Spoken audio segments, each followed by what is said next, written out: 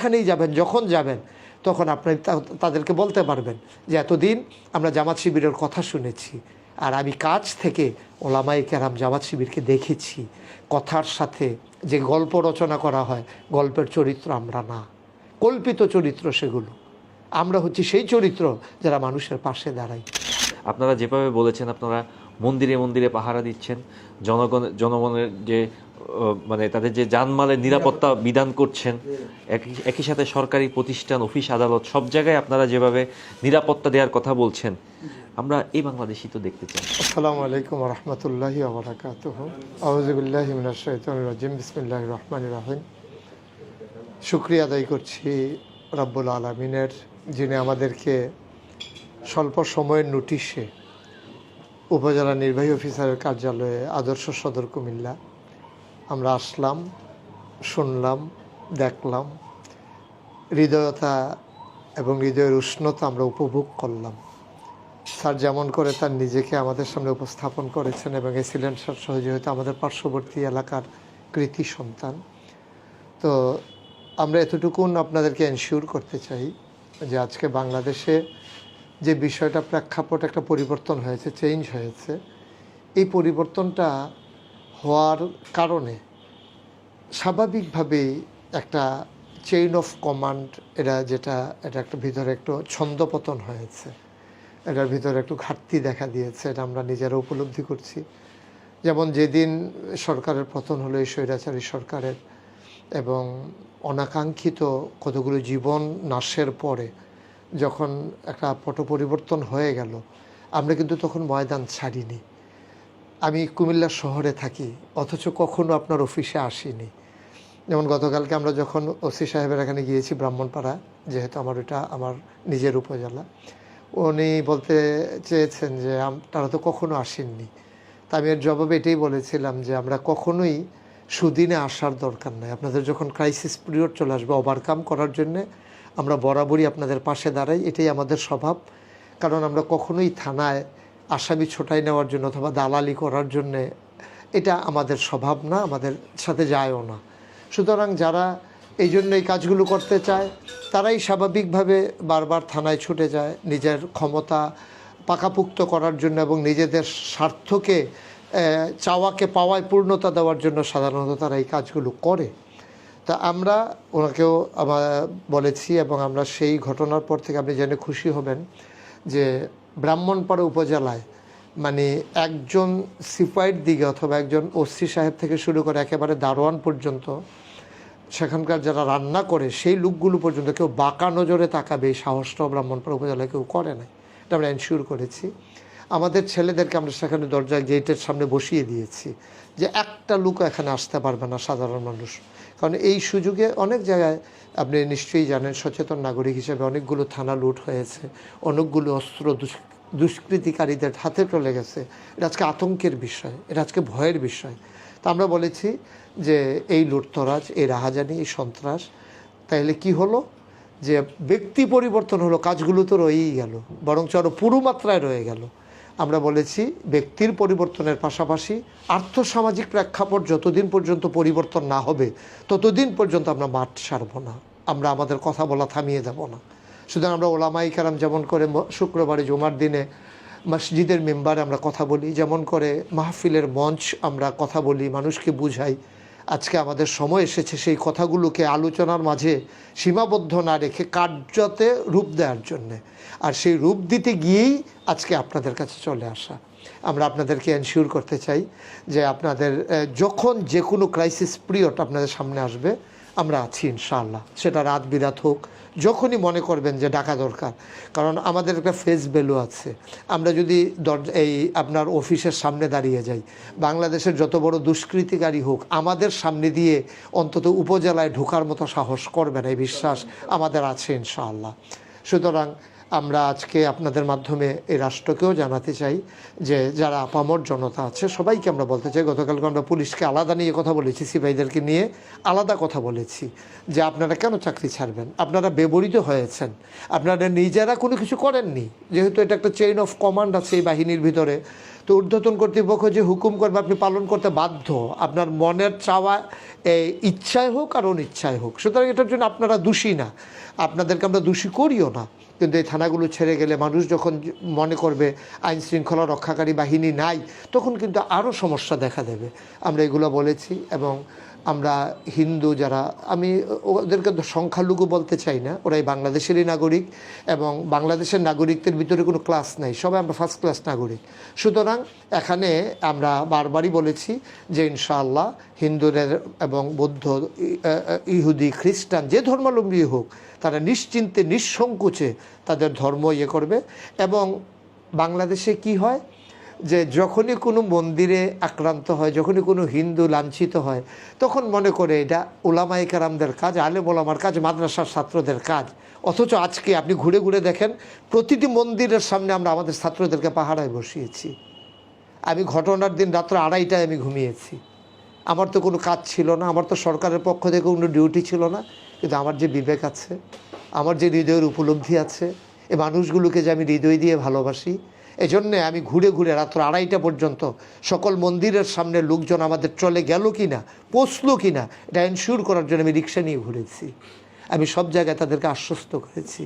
আমি আমাদের উপজেলায় আপনি একটা ঘটনা শুনতে পারবেন না যে থানায় না কোনো এই হিন্দু, বৌদ্ধ, খ্রিস্টান যারাই আছে কারো উপরে কোনো নির্যাতন হয়েছে, নিপীড়ন হয়েছে, আমরা এটা হতে দেইনি। কতই না সুন্দর হতো গোটা বাংলাদেশটা যদি আমরা এভাবে নিয়ন্ত্রণ করতে পারতাম। আপনারা দূর থেকে শুধু জামাত শিবির নাম শুনেছেন, তাদের ব্যাপারে প্রবন্ধ পড়েছেন, গল্প পড়েছেন, পত্রিকার রিপোর্ট পড়েছেন, কিন্তু আজকে আপনি যেখানেই যাবেন, আপনারা যেখানেই যাবেন, যেহেতু চাকরির সুবাদে নানান জায়গায় আপনাদের বদলির চাকরি, যেখানেই যাবেন, যখন যাবেন, তখন আপনি তাদেরকে বলতে পারবেন যে এতদিন আমরা জামাত শিবিরের কথা শুনেছি, আর আমি কাছ থেকে ওলামায়ে কেরাম জামাত শিবিরকে দেখেছি। কথার সাথে যে গল্প রচনা করা হয়, গল্পের চরিত্র আমরা না, কল্পিত চরিত্র সেগুলো। আমরা হচ্ছি সেই চরিত্র যারা মানুষের পাশে দাঁড়াই। আমরা মন্দির ভাঙ্গায় বিশ্বাসী তো দূরের কথা, মন্দিরকে আমাদের কাছে আমানত মনে করি। কারণ এই আমানত রাষ্ট্র দেয় নাই, সরকার দেয় নাই, কোনো আইন দেয় নাই, এই আমানত দিয়েছেন স্বয়ং রাসূল সাল্লাল্লাহু আলাইহি ওয়াসাল্লাম 1500 বছর আগে। আমরা বলেছি আইনের শাসন আসুক, সকল শ্রেণীর মানুষ নির্বিঘ্নে নিশ্চিন্তে চলুক। রাত বিরাতে আমার দেশের মেয়েরা, আমার দেশের মহিলারা সবাই রাত বিরাতে যেন নিশ্চিন্তে চলতে পারে, কোনো দিন যেন তার ইজ্জতের উপরে আঘাত আসবে এই ভয় তার না পেতে হয়। আমরা তো এমনই দেশ চাই, আমরা তো এমনই সুন্দর দেশ চাই। আপনারাও আমাদের সাথে একমত, আপনারাও চেয়েছেন, কিন্তু নানান প্রতিবন্ধকতার কারণে ক্ষমতাসীন মানুষগুলোর অন্যায় আবদার বাস্তবায়ন করতে গিয়ে আপনারাও পরিস্থিতির শিকার হয়েছেন। আপনাদের সুকুমার বৃত্তিগুলো আপনারা লালন করতে পারেননি, আপনাদের মেধার বিকাশ ঘটাতে পারেননি। আপনারা অনেক যোগ্য, অনেক জিনিয়াস আমার দেশের ছেলেরা। আজকে যারা রাস্তায়, যে ছেলেগুলোকে জোর করে সেদে সেদে মা বাবা ভাত খাওয়াতে পারেনি, সেই ছেলেগুলো আজকে রাস্তায় বৃষ্টিতে ভিজে ভিজে, ট্রাফিক, আমি দেখেছি বৃষ্টি আসলে আড়ালে চলে যেত, কোনো ছাদের নিচে যেত, কিন্তু আমার ছেলে মেয়েরা একটাও ছাদের নিচে যায় নাই। আপনি ভাবতে পারেন? অবাক বিস্ময়ে বাংলাদেশ তাকিয়ে দেখেছে এ প্রজন্ম কোন প্রজন্ম, এই প্রজন্ম কোন প্রজন্ম, ওরা কি চায়? ওরা নিজেদের জন্য কিচ্ছু চায় না, ওরা একটা সোনার বাংলা চায়, শুধু কাগজে পত্রে নয়, আক্ষরিক অর্থে নয়, বাস্তবতায় একটা বাংলাদেশ চায় যে বাংলা সোনার বাংলা হবে। সুতরাং আজকে আমরা আপনাদেরকে এটাই বলতে চাই, আপনাদের কাছে আমাদের কোনো আবদার নিয়ে আমরা আসিনি, আমাদের কোনো চাওয়াকে পাওয়ায় পূর্ণতা দেওয়ার জন্য আপনাদের কাছে আমরা আসিনি। আমরা এসেছি এই জন্যে যে আপনাদের সুকুমার বৃত্তিগুলো আপনার বহিঃপ্রকাশ ঘটুক, আপনারা বলতে শিখেন, আপনারা অন্তত বন্ধুবান্ধব ফ্রেন্ড সার্কেলে হলেও বলেন যে আমরা জামাত শিবির বলতে যা শুনতাম বাস্তবতা তা নয়, ওরা অতন্ত্র প্রহরী, দেশকে ওরা ভালোবাসে, হৃদয়ের মাঝে দেশের ভালোবাসা ওদের ভরাট করা আছে।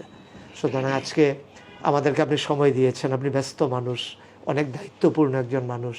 আমরা আপনার মাধ্যমে গোটা বাংলাদেশের সকল প্রশাসনের মানুষকে জানাতে চাই, আমরা এই সত্যিকার অর্থে দেশপ্রেমিক। যারা দাবি করে দেশপ্রেমিক আর ক্রাইসিস পিরিয়ডে যারা নিজের জীবন নিয়ে পালিয়ে যায়, ওরা বলতে পারে কিন্তু দেশপ্রেমিকের পরিচয় দিতে পারল না। কর্মীরা কোথায় যাবে? মন্ত্রী এমপিরা কোথায় যাবে যে মানুষটি ভাবলো না, সারাটা জীবন কাঁদলেন, আমি আপনাদের দুঃখ বুঝি, এই বুঝি দুঃখ বুঝার নমুনা। বোনকে নিয়ে পালিয়ে গেলেন, বাকি মানুষগুলোকে কোথায় রেখে গেলেন আপনি? এ দেশবাসীকে কোথায় রেখে গেলেন? এই নিরাপত্তাহীনতায় রেখে গিয়ে আপনি কিসের পরিচয় দিলেন? আপনি অভিভাবক, এ দেশের অভিভাবক, 56,000 বর্গমাইলের আপনি অভিভাবক, আপনি অতন্ত্র প্রহরী হবেন এই দেশের। সুতরাং ক্ষমতা দখল করা যায়, ক্ষমতার সুফল দেওয়া বড়ই কঠিন। 1,500 বছর আগে আইনের শাসনকারে কয়ে দেখিয়েছিলেন অর্ধ পৃথিবীর প্রেসিডেন্ট আমিরুল মুমিনিন খলিফাতুল মুসলিমিন হযরত উমর। তার ছেলে যখন অপরাধে ধরা পড়ে গেল, তিনি বললেন কার ছেলে দেখার দরকার নেই, অপরাধী এটাই তার পরপরিচয়। তিনি নিজের হাতে চাবুক মারলেন ছেলের পিঠে। বাকি চাবুকগুলো যখন সে মৃত্যুর কুলে ঢলে পড়লো, বাকি চাবুকগুলো তার কবরের উপরে দেয়া হলো। আইনের শাসন তাকেই বলে। সুতরাং কখনোই আমরা আপনাদের কাছে আসবো না যে আমার একজন কর্মীকে আপনি ছেড়ে দেন যে মাদকের সাথে জড়িত। আমরা কখনোই বলবো না আমাদের লোকটাকে ছেড়ে দেন যে লুটতরাজ রাহাজানি চাঁদাবাজির সাথে জড়িত। আপনাদেরকে স্বাধীনভাবে আপনাদের রাষ্ট্র পরিচালনার জন্য আপনার আওতাধীন এলাকায় আপনি আপনার মতো করে সকল কাজ নিশ্চিন্তে নির্বিঘ্নে আমাদের সহযোগে নিয়ে যেন করতে পারেন, আমরা এতটুকু আল্লাহকে সাক্ষী রেখে আপনাকে এনশিওর করে গেলাম। আপনি আমাদেরকে পাবেন ইনশাআল্লাহ। যে কোনো ক্রাইসিস পিরিয়ড ওভারকাম করার জন্য মেহনা ইনশাআল্লাহ। আপনি যখন দেখবেন রাত 3টায় আমি গাড়ি নিয়ে চলে এসেছি। আমি এতটুকুনই বললাম, আর বাকিটা আমরা কাজে প্রমাণ দেবো ইনশাআল্লাহ। আমরা বিশ্বাস করি এবং আমরা সবাই মিলে যারা জীবন দিয়ে দিল, যার গেছে সেই বুঝে তার কি গেল, আমি আর আপনি বুঝবো না। আমার একটা ছেলে ইউনিভার্সিটিতে পড়ে, যখন আমি সাঈদের বুকে গুলি দেখেছি, আমি কল্পনায় আমার ছেলেকে ভাসিয়ে নিয়েছিলাম যে এই ছেলেটা সাঈদের জায়গায় যদি আমার মিসবা দাঁড়াতো, আর তার বুকটা যদি এভাবে ঝাঁঝরা হয়ে যেত, তার মাকে সান্ত্বনা দেওয়ার জন্যে কোনো ভাষা এই পৃথিবীতে এখনও আবিষ্কার হয় নাই। তাদের দুঃখ মুছে দেওয়ার জন্য কোনো ঔষধ, কোনো মলম এই পৃথিবীর কোনো আপনার কেমিস্ট্রি এখন পর্যন্ত আবিষ্কার করতে পারিনি। সুতরাং আমরা সবাই মিলে তাদের জন্য দোয়া করি, আল্লাহ যেন তাদের কবরগুলোকে জান্নাতের টুকরা বানিয়ে দেন, তাদের কাঙ্ক্ষিত বাংলাদেশ যেন আমরা ভোগ করতে পারি, আল্লাহ যেন তৌফিক দান করেন। কঠিন সময়ে যখন একটা ট্রানজিশন পিরিয়ড যাচ্ছে, তো এই সময়ে যখন দেশ সংস্কারের একটা প্রক্রিয়া চলমান আছে, এই সময়ে আপনারা এগিয়ে এসছেন, সবার আগে এগিয়ে এসছেন, এটিকে আমি সাধুবাদ জানাই, এটা আমি ধন্যবাদ জানাই, কৃতজ্ঞতাবোধ জানাই।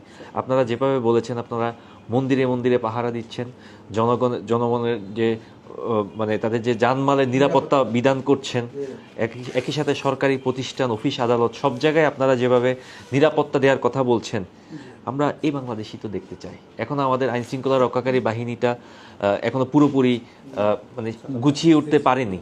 এই সময়টাতে আপনাদের খুব প্রয়োজন, আপনাদেরকে আমাদের পাশে চাই এবং আপনারা সবাই মিলে একসাথে কাজ করতে চাই।